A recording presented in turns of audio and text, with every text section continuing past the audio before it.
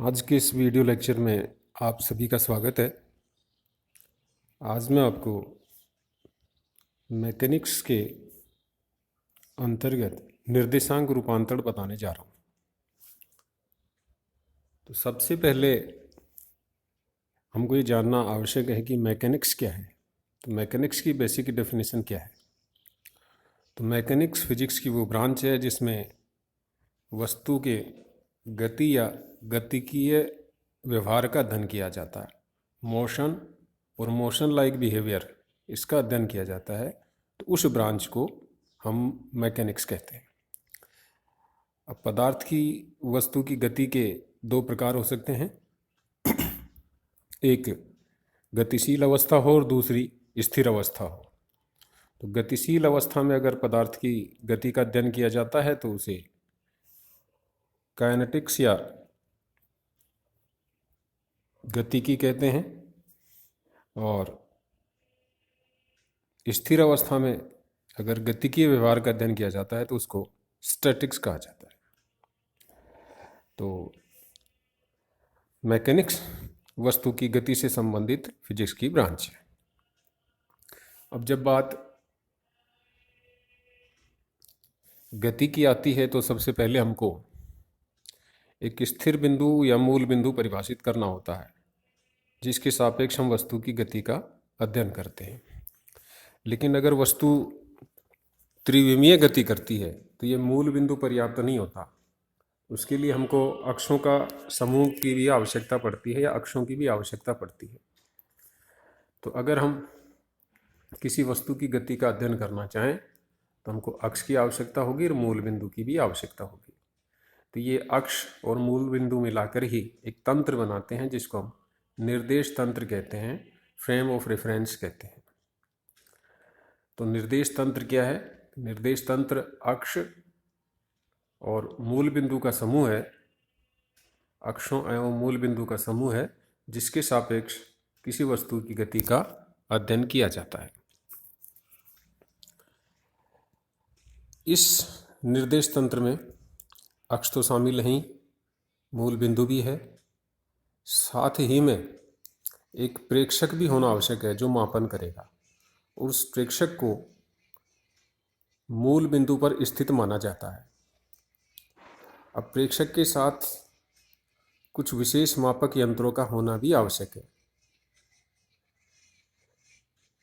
For example, अगर distance नापनी हो, दूरी नापनी हो तो स्केल आवश्यक होगा, टाइम नापना है तो वॉच आवश्यक होगी, करंट नापना है तो एमीटर आवश्यक होगा।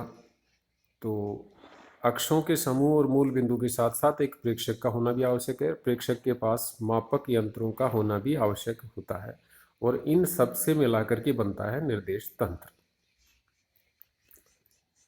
अब ये जो निर्देश तंत्र हैं, निर्देश तंत्र दो प्रकार के होते हैं, एक जड़त्वीय और एक अजड़त्वीय। अब जड़त्वीय निर्देश तंत्र वो निर्देश तंत्र हैं जो जड़त्व के नियम का पालन करते हैं। न्यूटन की गति का जो प्रथम नियम है वो जड़त्व का नियम कहलाता है। तो जो न्यूटन की गति के प्रथम नियम का पालन करते हैं या जिन निर्देश तंत्रों में न्यूटन की गति के प्रथम नियम का या जड़त्व के नियम का पालन होता है वो निर्देश तंत्र जड़त्वीय निर्देश तंत्र कहलाते हैं। अब न्यूटन का जो प्रथम नियम है उसका सार ये है कि अगर उसमें कोई वस्तु गतिशील है तो गतिशील रहेगी, स्थिर है तो स्थिर रहेगी, जब तक उस पर कोई बाह्य बल आरोपित नहीं किया जाता है।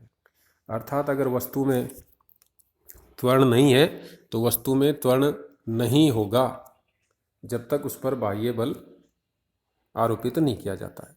तो इन्हीं शब्दों का प्रयोग करते हुए हम जड़त्वीय निर्देश तंत्र को परिभाषित करते हैं कि ये ऐसा निर्देश तंत्र है जिसमें त्वरण रहित वस्तु की गति त्वरण रहित ही दिखाई दे। अर्थात अगर कोई वस्तु नियत वेग से चल रही है, त्वरण रहित है, नियत वेग से चल रही है, तो देखने वाले को भी, प्रेक्षक को भी या निर्देश तंत्र से नापना चाहे तो वो त्वरण रहित ही दिखाई दे, यानी कि नापने की वजह से उसमें त्वरण उत्पन्न नहीं होना चाहिए। तो ऐसा निर्देश तंत्र जड़त्वीय निर्देश तंत्र कहलाता है। लेकिन अगर त्वरण रहित वस्तु की गति त्वरण सहित दिखाई दे, यानी कि ये त्वरण नापने वाले की वजह से या निर्देश फ्रेम की वजह से आ जाए तो ऐसे निर्देश फ्रेम को या ऐसे निर्देश तंत्र को अजड़त्वीय निर्देश तंत्र कहते हैं। अर्थात अजड़त्वीय निर्देश तंत्र वो निर्देश तंत्र है जिसमें त्वरण रहित वस्तु की गति त्वरण सहित दिखाई देती है। अब यहाँ एक बात ये नोट करने की है कि जितने भी निर्देश तंत्र हैं वो सभी अजड़त्वीय होते हैं और किसी वस्तु की गति का सही मापन के लिए हमको जड़त्वीय निर्देश तंत्र की आवश्यकता होती है। अब समस्या ये है कि जब सभी निर्देश तंत्र अजड़त्वीय हैं तो फिर जड़त्वीय निर्देश तंत्र कहाँ से लाया जाए। तो हमारे पास जो उपलब्ध अजड़त्वीय निर्देश तंत्र हैं उनमें से ही हम उस जड़त्वीय निर्देश तंत्र का चयन करते हैं जो उस घटना के सापेक्ष या उस वस्तु की गति के सापेक्ष बहुत कम अजड़त्वीय हो, हम उस फ्रेम का चयन करते हैं। अब हम चलते हैं निर्देशांक रूपांतरण। तो निर्देशांक रूपांतरण को हम इस तरह समझते हैं कि दो व्यक्ति किसी घटना को देखते हैं तो एक व्यक्ति घटना की जानकारी दूसरे को देता है या दूसरा व्यक्ति उस घटना की जानकारी पहले व्यक्ति को देता है। तो आपस में जो ये सूचनाओं का आदान प्रदान है एक व्यक्ति से दूसरे की तरफ, तो ये सूचनाओं का आदान प्रदान ही फिजिक्स की भाषा में निर्देशांक रूपांतरण कहलाता है। रूपांतरण का मतलब एक फ्रेम से दूसरी फ्रेम में जाना और निर्देशांक, और किसी घटना को प्रदर्शित करने के लिए फिजिक्स में हम निर्देशांकों का प्रयोग करते हैं। तो घटना को निर्देशांकों के द्वारा प्रदर्शित किया जाता है और जब घटना एक फ्रेम से दूसरी फ्रेम में बताई जाती है, एक निर्देश तंत्र से दूसरे निर्देश तंत्र में बताई जाती है, तो इसे हम निर्देशांक रूपांतरण कहते हैं। अब हम निर्देशांक रूपांतरण के लिए दो फ्रेम लेते हैं, एक एस फ्रेम और एक एस डैश फ्रेम। अब जब फ्रेम है तो फ्रेम में अक्षें होंगी, मूल बिंदु होंगे और प्रेक्षक होगा, प्रेक्षक मूल बिंदु पर होगा। तो एस फ्रेम को हम जड़त्वीय फ्रेम लेते हैं और बहुधा हम स्वयं को ही एस फ्रेम मानते हैं। और एस फ्रेम में जो निर्देशांक लिए जाते हैं वो लिए जाते हैं x, Y, Z, T, R and so on, यानी कि बिना डैश के। तो जो राशियां हैं एस फ्रेम की वो बिना डैश की होंगी और एस डैश फ्रेम में जो निर्देशांक होंगे वो हमने ले लिए हैं x dash, Y dash, Z dash, T dash, दूरी है तो या स्थिति सदिश है तो आर डैश। अब अगर हमको एक फ्रेम में घटना का ज्ञान है, मान लीजिए एस फ्रेम में घटना का ज्ञान है, तो घटना का ज्ञान है तो एस फ्रेम में उस घटना के या उस वस्तु के निर्देशांक हमको पता होंगे। और इस घटना का ज्ञान दूसरी फ्रेम में करवाया जाए, यानी कि एस डैश में बताया जाए, तो एस डैश में घटना के जो निर्देशांक हैं x dash, Y dash, Z dash, T dash, ये ज्ञात हो जाएं एस फ्रेम के निर्देशांकों की सहायता से, तो ये निर्देशांक रूपांतरण कहलाता है। अब निर्देशांक रूपांतरण भी हम दो प्रकार के लेते हैं कि अगर घटना की जानकारी हमको स्वयं को है और हम किसी दूसरे को बताते हैं तो ये सीधा रूपांतरण कहलाता है, और किसी अन्य व्यक्ति को घटना की जानकारी है वो हमें बताता है तो ये व्युत्क्रम या उल्टा रूपांतरण कहलाता है। यहाँ अगर हम बात करें तो अगर किसी घटना की जानकारी एस फ्रेम में है और एस डैश में ज्ञात की जाए तो ये सीधा रूपांतरण कहलाएगा, और एस डैश में घटना की जानकारी है और एस में ज्ञात की जाए तो ये व्युत्क्रम रूपांतरण कहलाएगा, इनवर्स कोऑर्डिनेट ट्रांसफॉर्मेशन कहलाएगा। अब हम निर्देशांक रूपांतरणों का एक एग्जाम्पल लेते हैं। हमने मान लिया दो फ्रेम हैं, दो व्यक्ति हैं, उनकी अलग अलग फ्रेम है, एक की फ्रेम एस, दूसरे की एस डैश। एस फ्रेम के एक्सिस हैं एक्स, वाई, जेड, मूल बिंदु है ओ। एस डैश फ्रेम की एक्सिस हैं x dash, Y dash, Z dash और मूल बिंदु है ओ डैश। प्रारंभ में दोनों फ्रेम एक ही जगह पर हैं, दोनों व्यक्ति एक ही जगह पर हैं, तो हम कहेंगे कि दोनों फ्रेम एक दूसरे के समपाती हैं, अर्थात दोनों के मूल बिंदु एक ही जगह पर है, दोनों की अक्षें X dash, Y dash, Z dash और एक्स, वाई, जेड सब एक दिशा में हैं।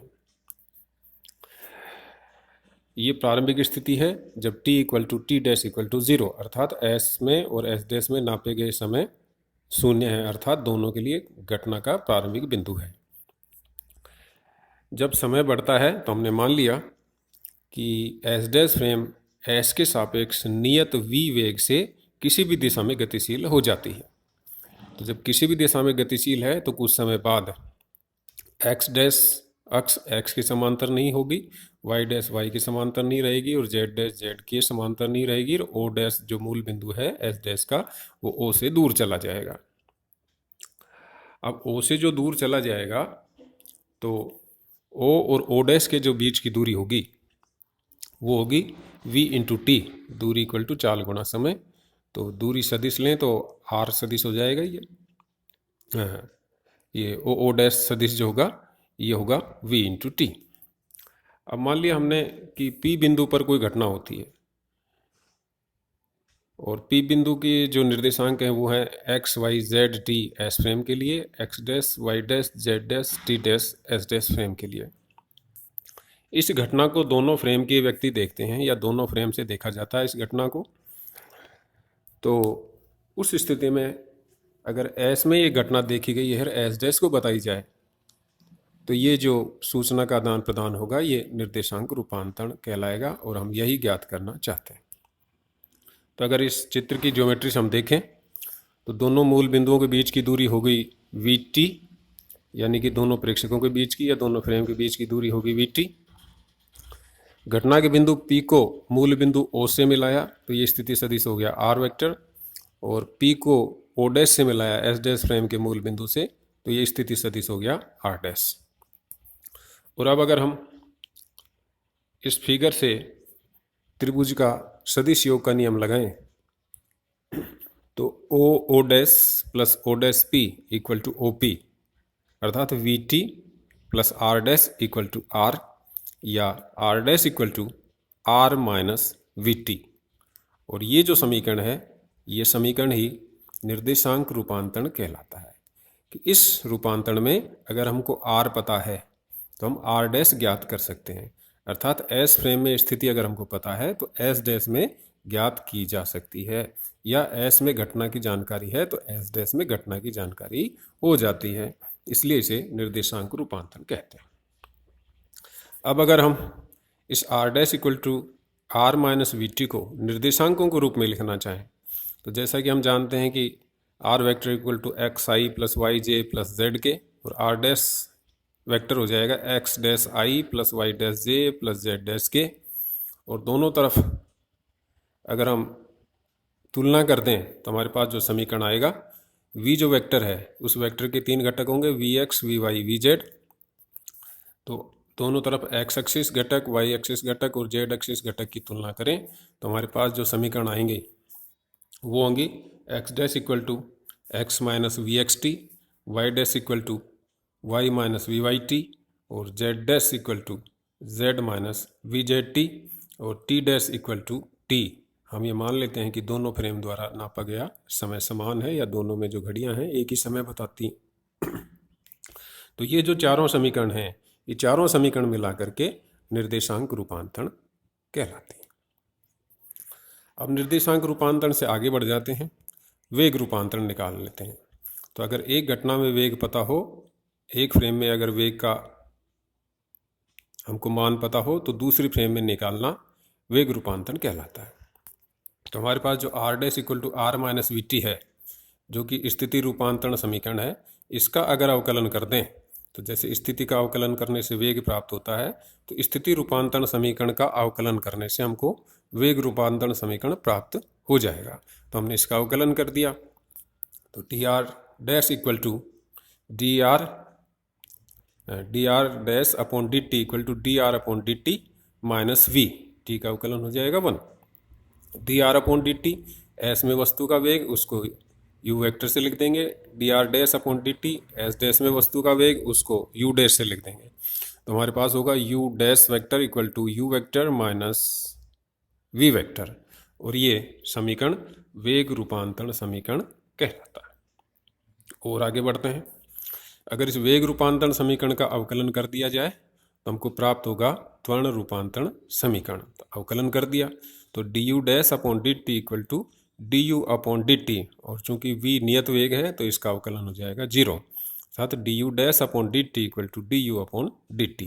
तो D you upon D T वस्तु का त्वरण है एस फ्रेम में, और D you dash upon D T वस्तु का वेग है एस डैश फ्रेम में। ये दोनों बराबर आते हैं, अर्थात ए डैश इक्वल टू ए, और ये त्वरण रूपांतरण समीकरण कहलाता है। अब यहाँ अगर हम देखें तो अगर निर्देशांक रूपांतरण करें, एक फ्रेम एस में घटना की जानकारी हो और एस डैश में घटना की जानकारी की जाए,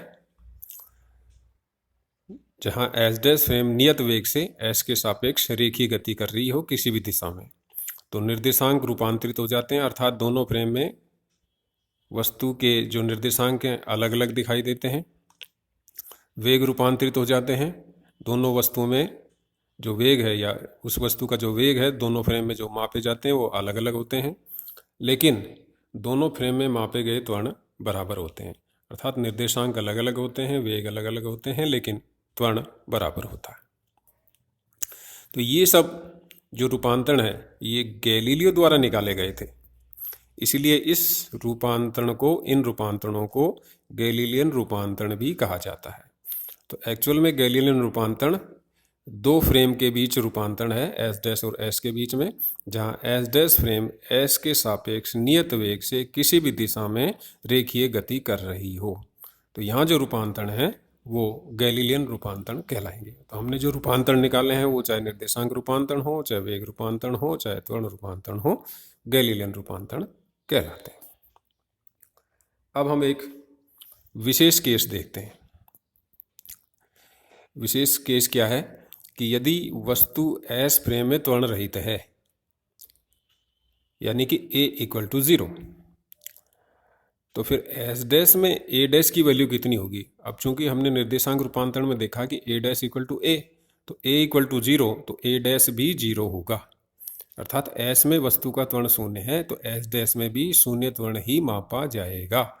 दूसरे शब्दों में ये कहें कि s फ्रेम में वस्तु की गति त्वरण रहित है तो s डैश में भी वस्तु की गति त्वरण रहित ही होगी।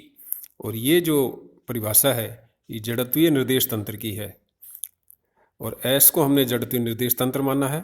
तो इस जड़त्वीय निर्देश तंत्र में वस्तु की गति त्वरण रहित है तो s डैश में भी वस्तु की गति त्वरण रहित ही पाई जाती है, अर्थात s डैश भी जड़त्वीय होती है। तो परिणाम ये हुआ कि किसी जड़त्वीय निर्देश तंत्र के सापेक्ष नियत वेग से गतिशील निर्देश तंत्र भी जड़त्वीय ही होता है। किसी जड़त्वीय निर्देश तंत्र के सापेक्ष नियत वेग से रेखीय गतिशील निर्देश तंत्र भी जड़त्वीय होता है। तो ये हम आसानी से प्रूव कर सकते हैं गैलीलियन रूपांतरण के द्वारा। आज के इस लेक्चर में इतना ही। धन्यवाद।